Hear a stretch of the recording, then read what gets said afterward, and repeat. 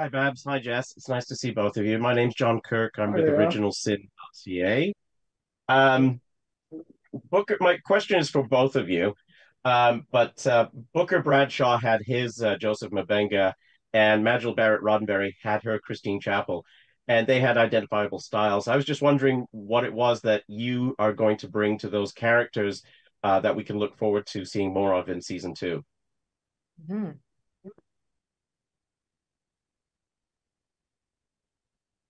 Oh, Um, me? Oh. you want to go first? No, you go. You go. Please go. Sure. I think the main thing that I took from Majel's character, and also from Majel herself, I think, is that she is like she's pretty badass. Like the way that she got her way into Star Trek and what she wanted for Nurse Chapel, which probably wasn't fully satisfied.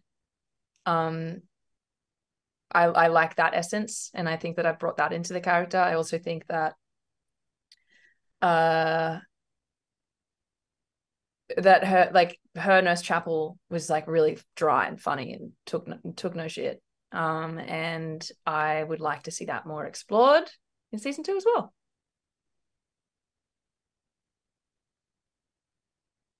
All right. Yeah. Babs, did you want to add something? Yes. Yeah. Booker Bradshaw was a serious man. At least he looked like a serious man. And I wish he had done more episodes of Star Trek, but he, of course, went on to actually be a pretty successful television writer. So there was a lot going on there. So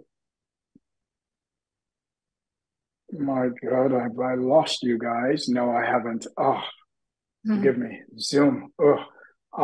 But yeah, so I'm entrusted with this character, and I'm just flying into it, embracing it, and doing it in service of the past, and in you know in service of the future. Uh, All right. Thank you. Dawn, you got the next question. Forgive me, guys. Forgive me, guys. Can we do this like after the question? If it's possible to just then say Jess or Babs, who you want to ask, to answer you first, just so that we don't, Jess and I Yeah. don't go back and forth, if you know what I mean. Apologies. Oh, I do understand, Babs. And unfortunately, this question's for Jess, but nice to see you, Babs. Um, Tomorrow is Pride Month. The season premieres during Pride Month. In season one, we learned that Christine Chapel is bisexual. And some Yeah. folks are calling this show Star Trek Bisexual Thirst Trap. So I'd love your comments on that, Jess. And People. I'm an out transgender journalist, and it's just wonderful to see representation. I was like to invite you to comment on that, please. Yeah, I mean, I am so delighted that there's more representation for all expressions of sexuality and gender in Star Trek. That's really exciting to me, and I'm really proud to be a part of that representation.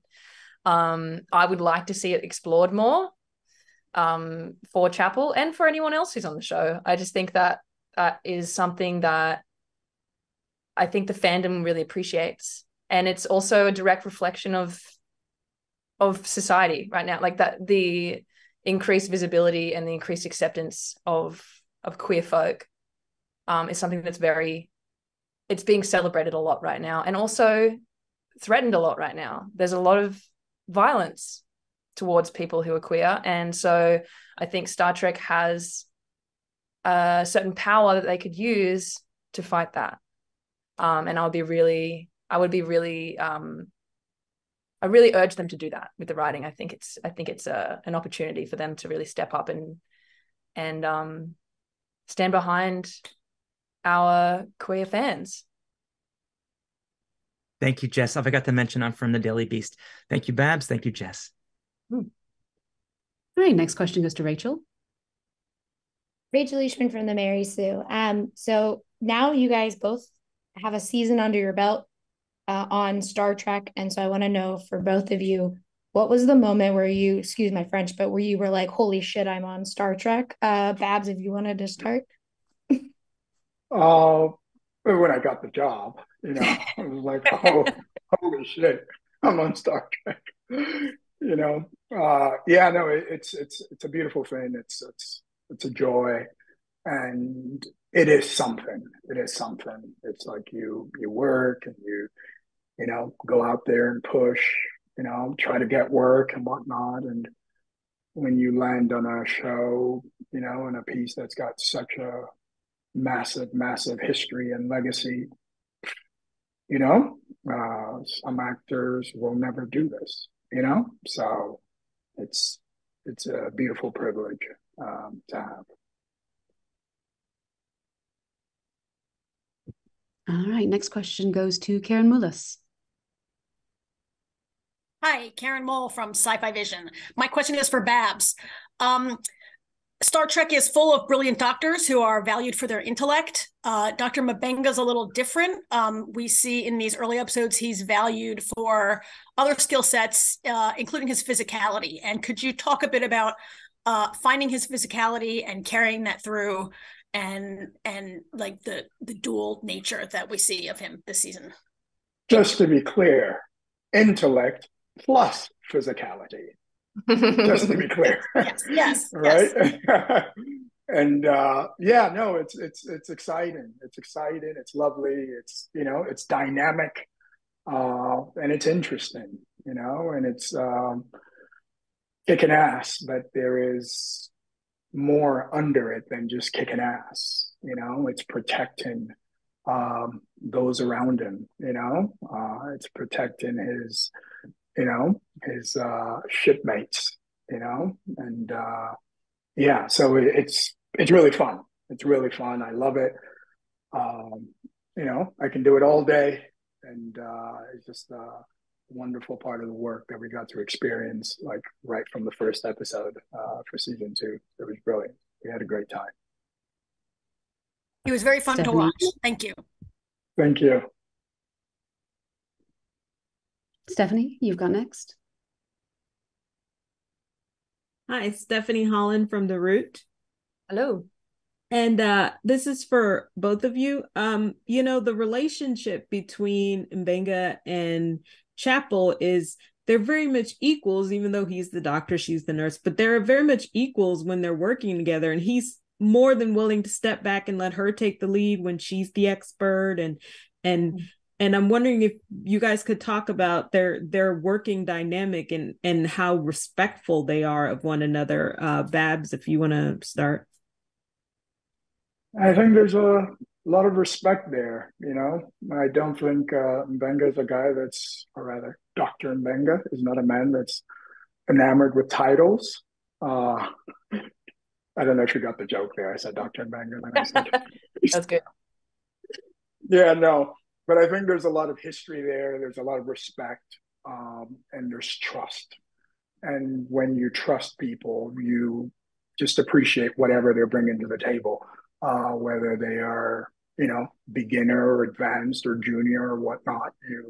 You listen because they've got something to give also. So I think that relationship is very much layered with that. The utmost respect for each other in the workplace.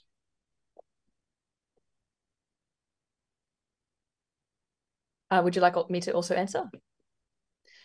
Yeah, I think that, I agree with a lot of what Babs has said. I think that, we learn that Chapel and Mbenga have been through a lot together and have a history that goes back a long way. And they've been through some really hard things and had to make some big decisions. And through that, they know each other very deeply.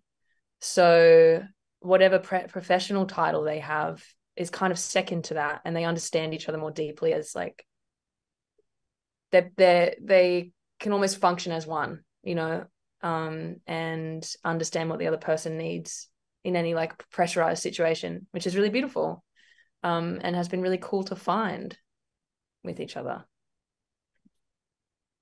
Thank you. All right, Jamie, you've got next.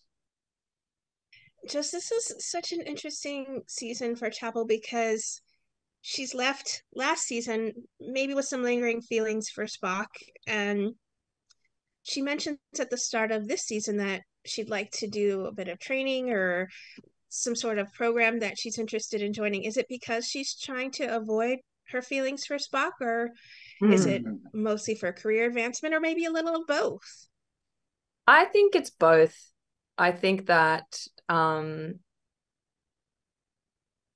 Chapel is very ambitious and very focused on her work, and although that is driven by real passion, I think it also is a handy avoidant tactic. And so those things can be quite entwined in a way that probably is a bit subconscious, even where like when things get hard, she's like, oh, well, look at this thing that I really must do now, like, which she really must do, but also it's convenient. And I think that I think it's a complex knot of both. Thank you. All right, next we've got Mike. Mike Bovia, Trek Geeks.